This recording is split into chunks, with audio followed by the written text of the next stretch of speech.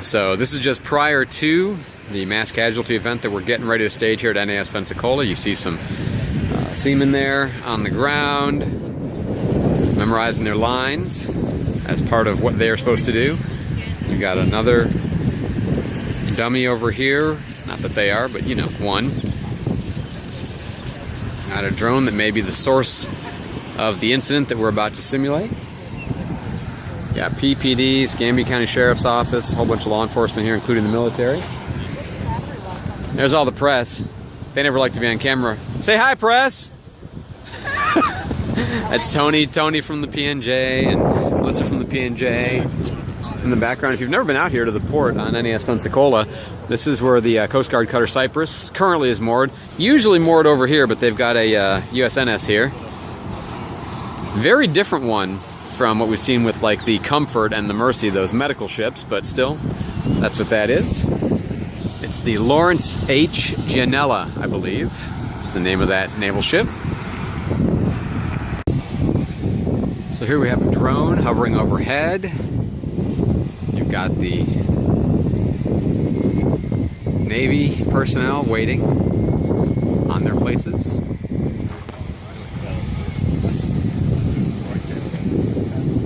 Again, we are at the port. That is a vial, if you can see it, that the drone is carrying, presumably some kind of a bioweapon.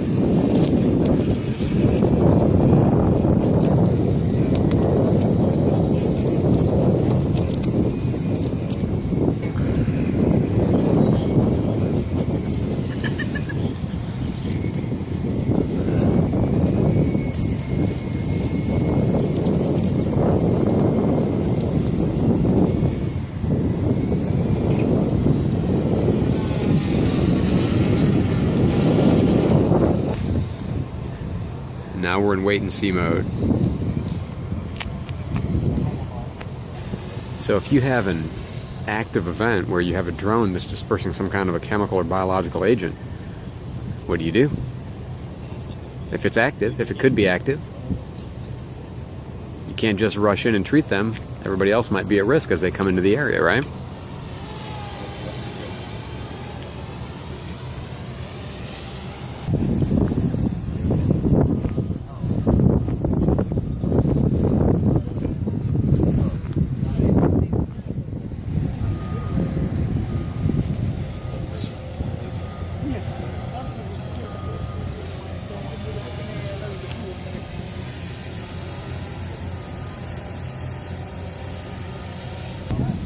We're setting it up, setting a command post as we speak now, and we expand our perimeter out with the powder substance. So I just want to give you kind of a heads up of kind of where we're at and what we're doing right now. Hopefully you should see these guys making a push here shortly. The hazmat guys from fire.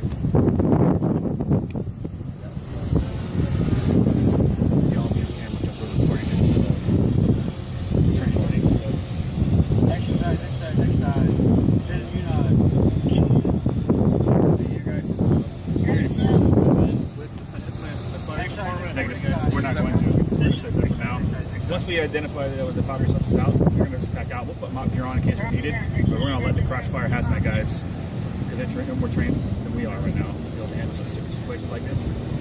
So we're going to lean on the fire and emergency services guys to do that. Yeah, that's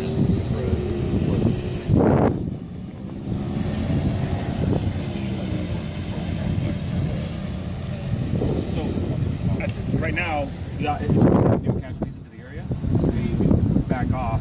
We already saw, we've identified the drone as dispersed agent. So we've identified that as a threat. So we're tracking it, flying. Right now we have no means to engage it where we're at because of the distance of the standoff we're at. So we'll continue to track and report it. At a certain point in time, the drone is going to run out of gas, move out of the way, land, and then it'll hit the front, hit the deck. We should get that once the hazmat guys come up with one of our security guys. They'll identify that and then they'll make their approach. There's no longer in the air. Because we're not going to engage in the drone while it's in the air. Well, here at this base.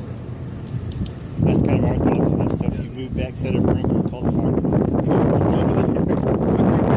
We'll help out the best as we can in assisting crash and fire, locating and getting them where they need to be. But since they have guys are in initial stage, responders. We have some gear to put on to be able to maintain until they get here, but we're going to be at their mercy for the training perspective. So one of the things you might not have picked up is they had to wait for the drone to run out of steam, essentially, because they didn't have a way to engage it effectively at the distance, and they've got a perimeter set up, and they're waiting essentially until they can safely come into the area without incurring further casualties against an unknown attack, an unknown enemy, essentially.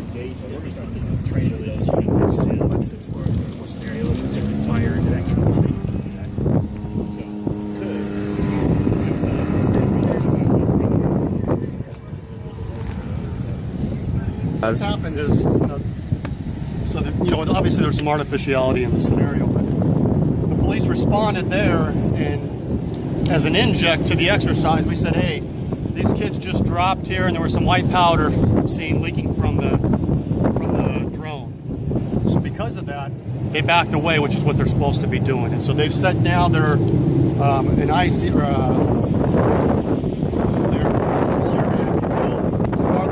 downwind from what they believe is a possible substance. That's why you're not seeing any action going on right now. So our fire teams and our security are setting up their control area over there, down there, if you will, way down the road there, just to stay out of the area. So there was a first and a second event, or there was just the one event that we're looking at? It sounded really, like yeah, just some, like, again, artificiality in the exercise or the scenario, but just one event. So drones flying, these kids are walking by.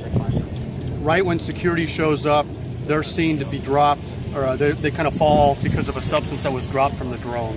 And so then our units, in the scenario, we weren't sure we were going to let the security guards determine, our police officers determine what they were going to do, if they were going to rush in and try to rescue them, and then they would become casualties, obviously. But they did the right thing, and so they backed off, and now are just kind of standing back until the fire department can come in with their with their gear, their chemical, biological, and radiological gear, and then respond accordingly. So that's kind of where we're at. As part of the exercise, they have to determine what the substance was.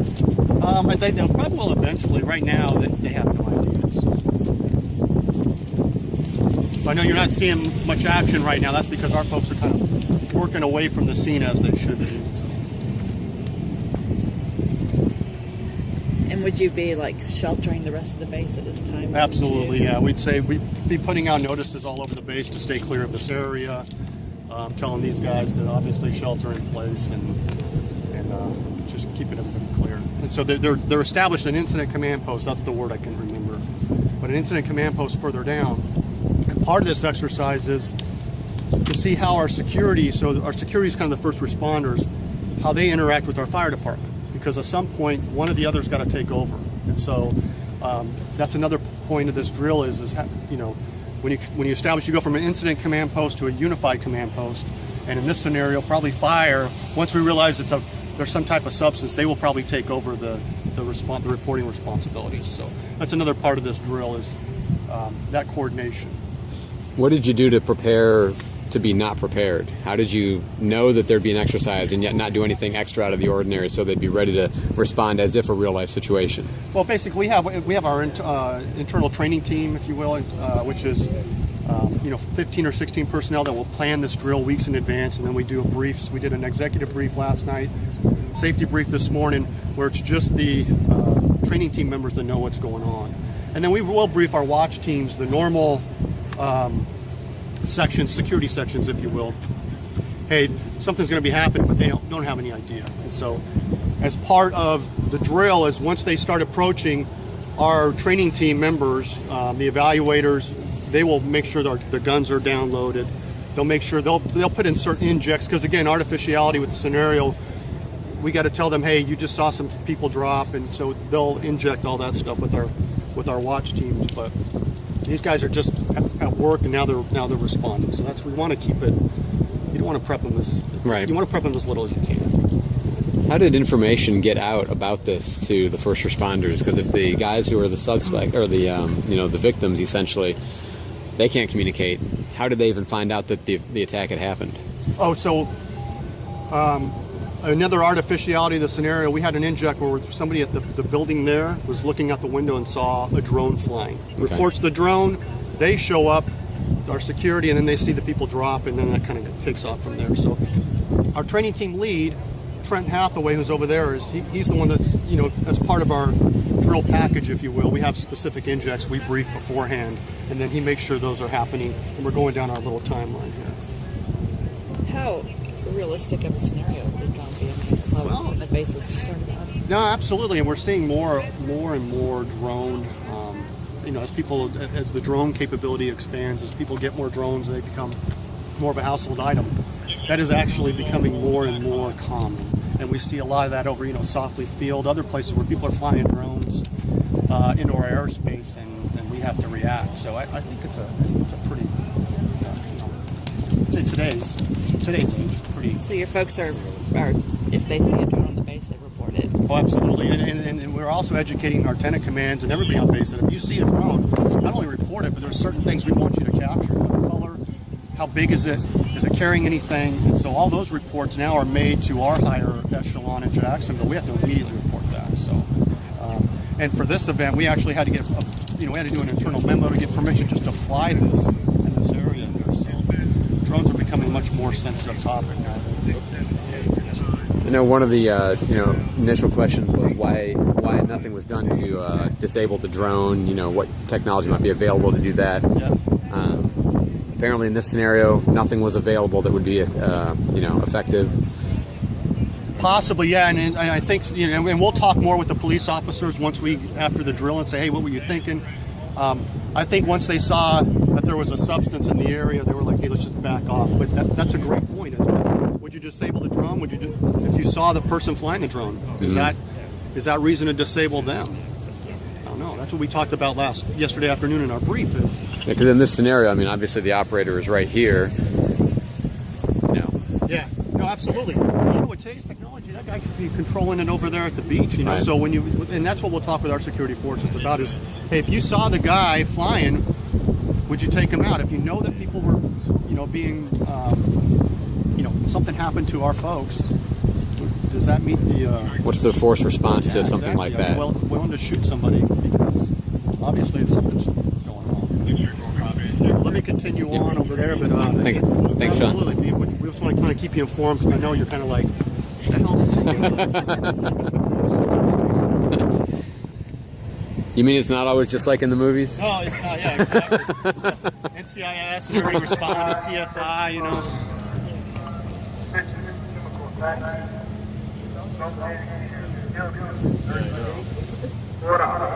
All hands clear of building 38 until further notice. Exercise. Suspicious chemical attack. Located in building 38. Port off. All hands remain clear of building 38. So they had an announcement come over the surround system announcing Building 38 is the location of the attack, a chemical attack of unknown variety. Stay away from there. They've been told to shelter in place. They all do know that it's a simulation, so they don't have to right now, but just to stay away from this area until they know what's going down. Now, a unique feature here is that the wind is blowing directly at us.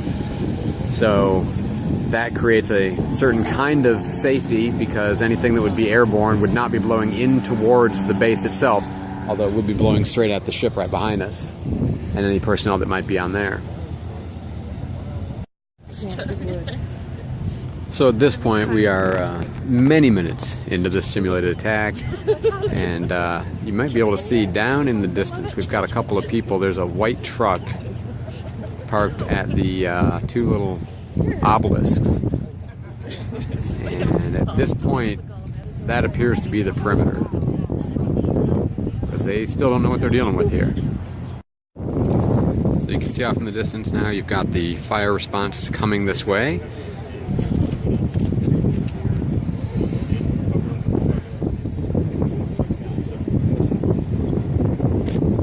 But still pulling up short a long distance away. Of course, they don't know what's going on.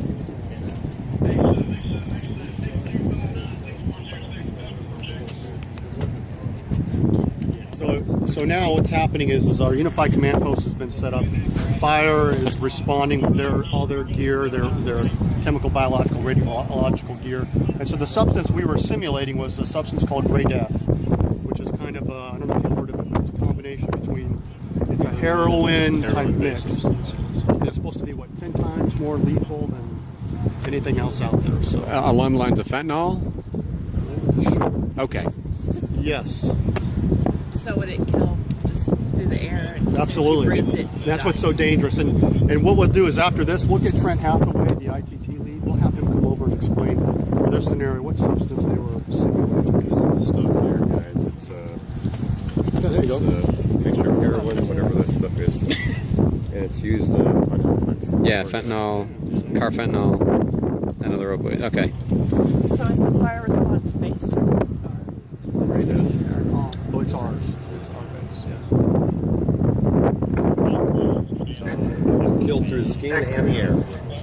Yeah.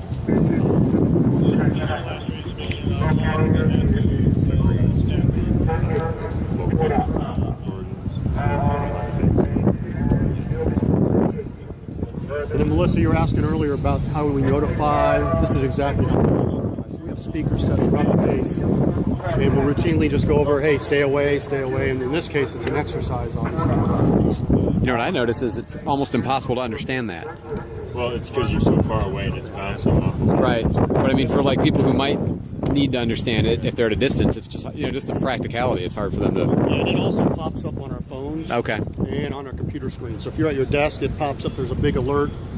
Yep, It's pretty annoying, and you've got to acknowledge it. Yeah. Punched about 3 different times Yeah. the same message. So based obviously because Now, how do you make the decision about whether to involve outside agencies? That's going to be based on our fire and security. They'll make that at the unified command post. But that's a great point. Is at what point do we bring in our mutual aid partners to particularly Right. Escaping County? That's right outside the this right here is only about After this, they're going to do a quick walk through of the mega building. I don't know if you've seen that building. The Matic building? Well, it's the Nat Center. Oh, okay. So they're going to walk through because we wanted to show them one of our biggest fears is some type of active shooter event in that building. Yeah. I can't imagine trying to clear that. So in that case, we would absolutely call them immediately for Because the scope of the problem is so much bigger than you can handle. Yeah. a small building we could probably handle, but something like that, network center. we need additional outside entities. We have memorandums of agreement and all that stuff They're the ones that are with our county partners to enable us to do that. Right now you've got 4 live actors simulating victims. 1 dummy. Here come the firemen.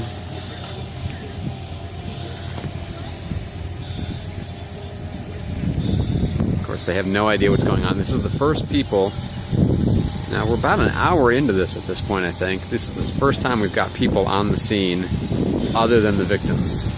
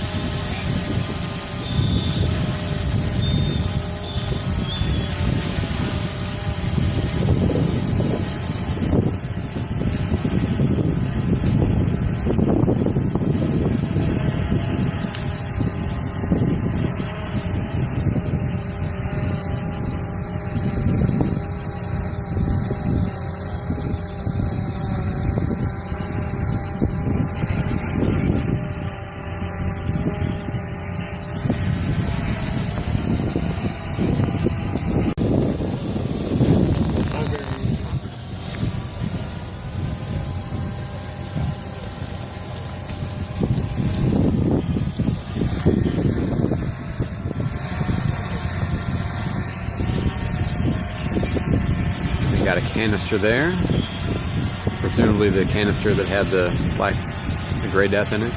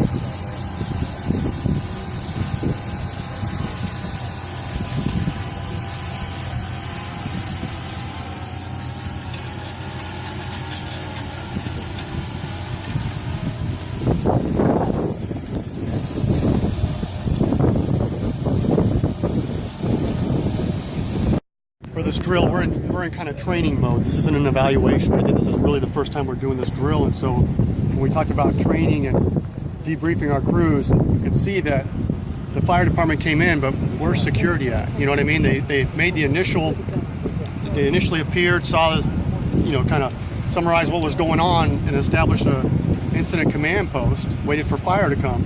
But now fire shows up and we're like, is the threat still here? You know what I mean? What's going on? So a good lesson learned to our security teams is, hey, when fire goes in, they probably need to be escorted. Where was their escort? So again, these are the kind of the things that we, as doing this drill for the first time, some of the things that we're learning, the lessons learned, and we'll go back, we'll build lessons learned, and then we'll build that into our, or capture lessons learned, and we'll build that kind of into our future scenarios, and it helps the training for our security forces.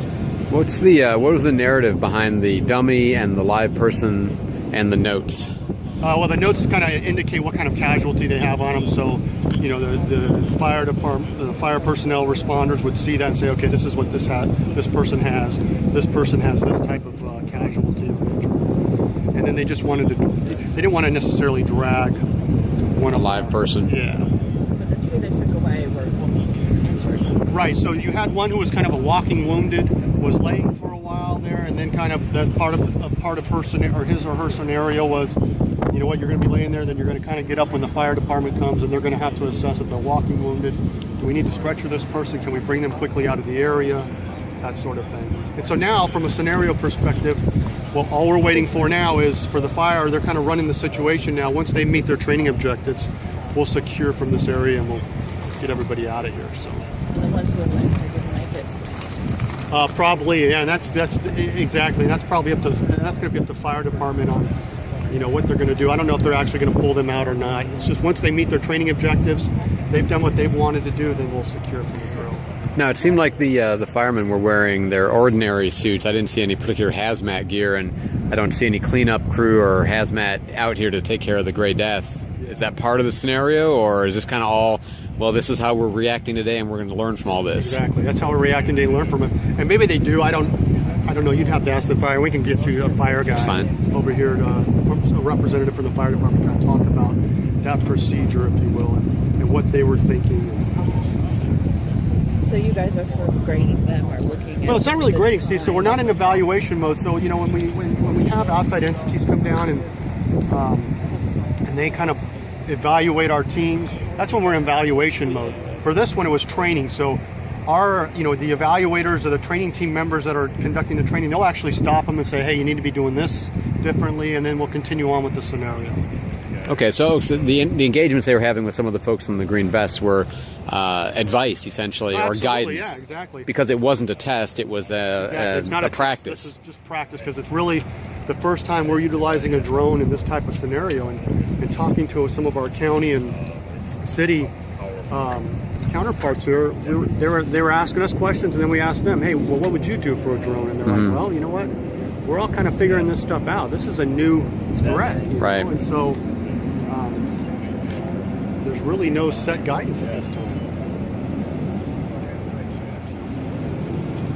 Anyone else might go? That's good questions. They make up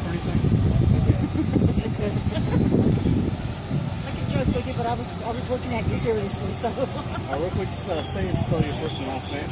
Commander Shawn Dominguez, that's HAWA, And your position. and the executive officer here in the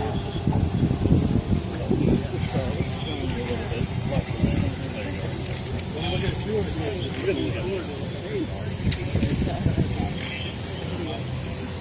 Oh, yeah. So give me a rundown of what's going on.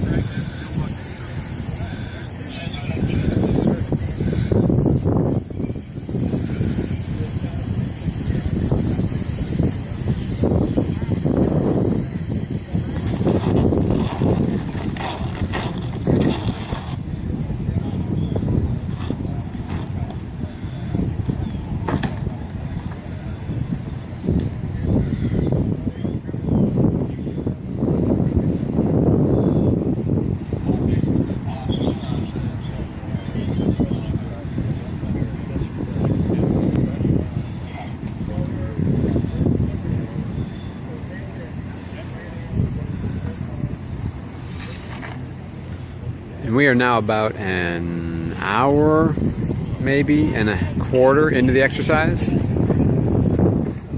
Very slow developing, which is understandable when you're dealing with hazmat or poison or whatever they don't know.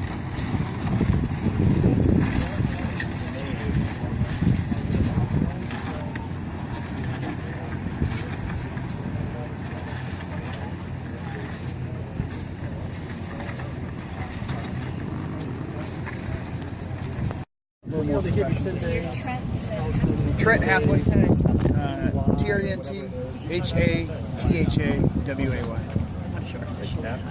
I am the Installation Mission Readiness Officer. And my job is to coordinate and execute integrated training exercises on the base. So was your idea to come up with this drone scenario? It's actually a requirement for security and fire. Security had the small aircraft attack requirement, and then the subverting portion is actually a requirement for security and the fire department. So we combine that up for this exercise, so that way we can one, do a mass casualty, which is what we did today with the 5 individuals, and then also we were able to do the drone. The drone is more realistic nowadays, vice a small aircraft. So how do they do? Pretty good so far. We're just kind of going through. They have certain objectives they got to hit. The assessors that are with fire, you see Captain Martinez is walking back and forth with the firefighters. He's asking them questions and then making sure they do certain things as they're assessing the patients. Right now what they just did is they came in, did initial assessment, figured out who is still alive and who is not, and who they can help first. That's why they took the first 4 out. The last individual over there is actually deceased. That's why he's going to be the last one out. Then they're taking them down and doing an initial wash down with them, and then they're getting them prepped to triage and then transport them to a hospital. So there's a large amount of decon. That's the longest portion of the actual subverting for the exercise itself. What's the well, Gray Death. Actually, I learned that. Anybody from Channel 3?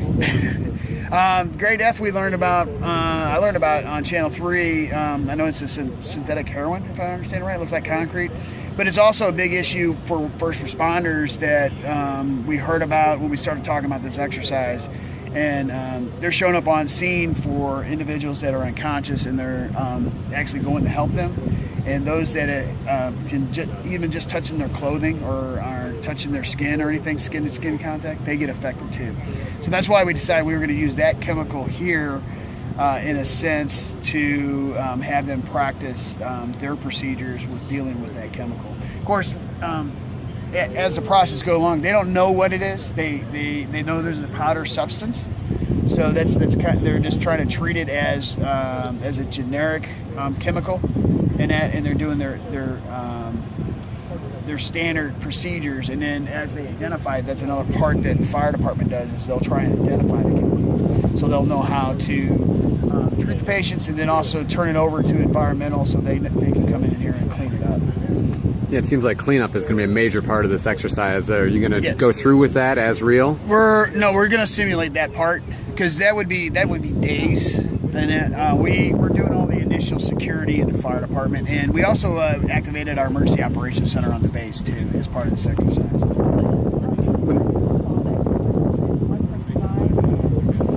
Four others were unresponsive. And in this scenario, when the firemen came out, they came out without any kind of security escort detail. That's something you'll talk with them about? What was your... Well, security, with what we had on the perimeter, they made the decision that they would be able to come in and allow them to do their initial assessment on the victims themselves. So, but that's actually a good question that we were talking about earlier. So, and obviously, drone response is pretty complicated. What part of this are you looking to learn about when it comes to drones, particularly? Drones are a big threat to any airfield and also military installations. We're still in the process of solidifying our procedures on how to deal with them on a day-to-day basis. So this is just another step for us to be able to move forward on talking with the higher command on, okay, if we have a drone that's flying around the base, how do we deal with that? So this is one of those steps, because it allows them to see it, because no drones are allowed to fly on the base, not without a lot of paperwork and permission from a commanding officer. And then for them to see it and be able to identify it and then make those steps, make those calls on it, that's part of the process. So. And even engaging the drone or the drone operator would seem like a pretty substantial tactical question. And that's the thing, is in our scenario here, they realistically they did not see the drone operator. And a lot of drones today, you can be 2-3 miles away and still be flying your drone, because they have the cameras on board, especially the more sophisticated ones. They can avoid everything from buildings to ships and everything else with their sensors, but the cameras that they have on board allows them to see live footage while they're flying. They could be anywhere. They could be on a boat. They could be Fort Pickens. They could be off the base. So so that possibility there is always part of the threat. So.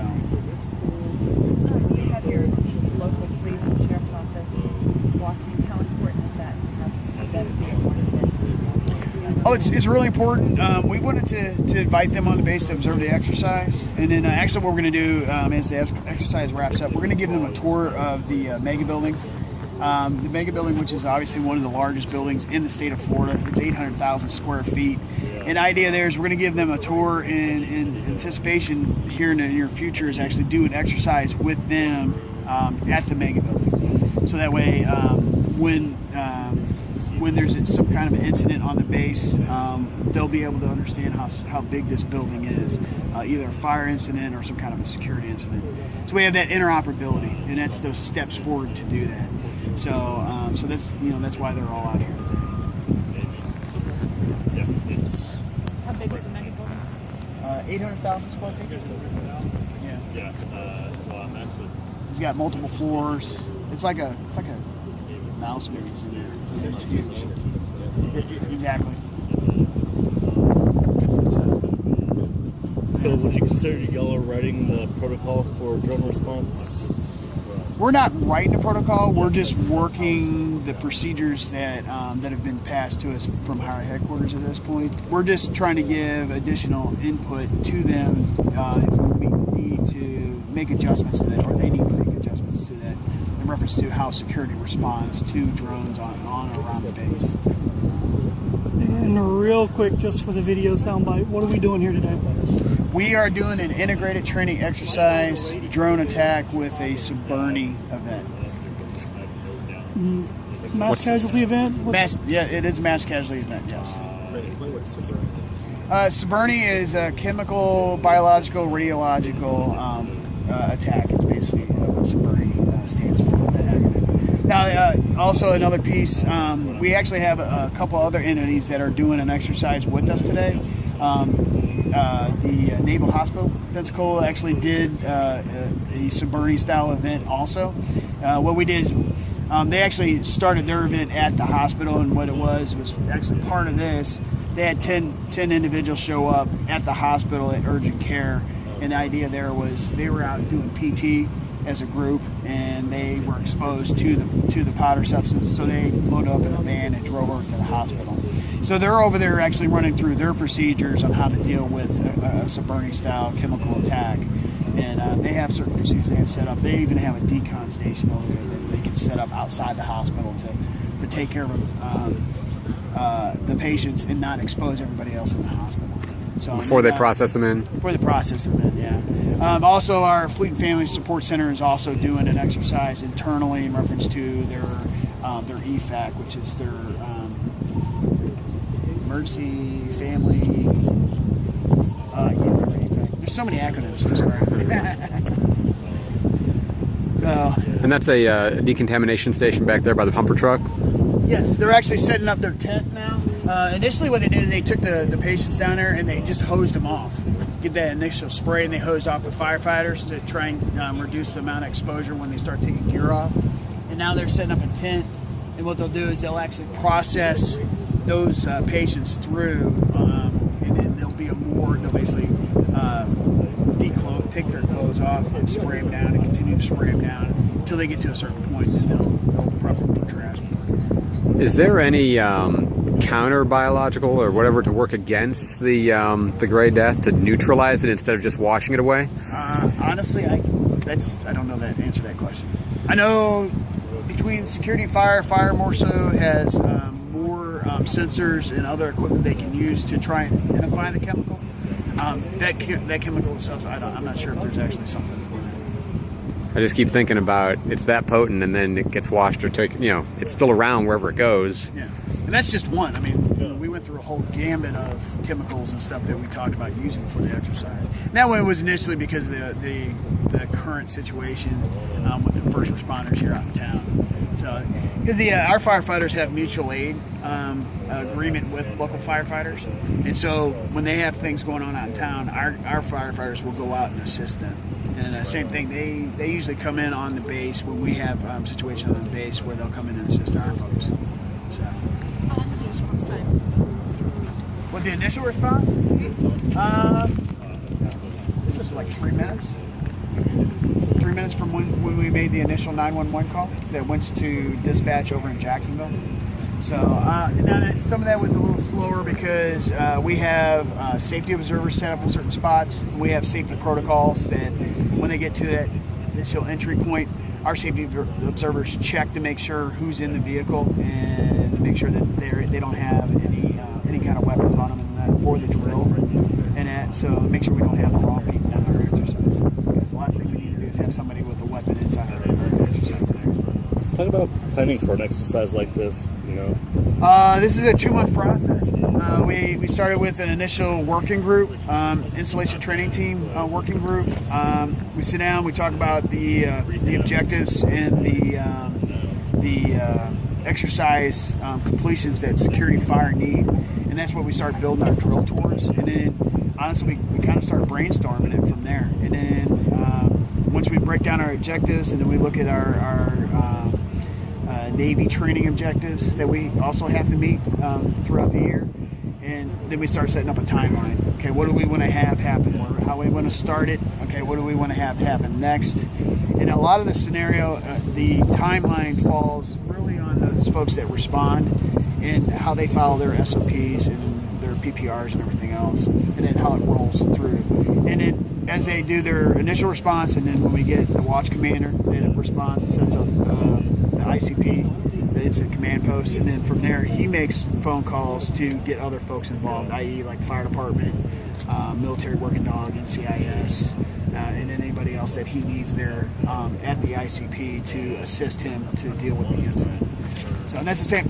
That's also where EOC comes in. The EOC gets activated, and their job there is to support the fire department and security, because most incidents aren't just done in 2 or 3 hours. A lot of times it'll be days. So they're there to help plan and to support those folks through throughout the entire time when they're dealing with, especially the major incidents. Best estimate, how many people are actively working on this right now? Oh, good question. I don't know how many firefighters. I know I have 20 security officers right now. Security between military and active duty, and then we still have real world security on the base, still maintaining that posture and everything else while we're doing the exercise.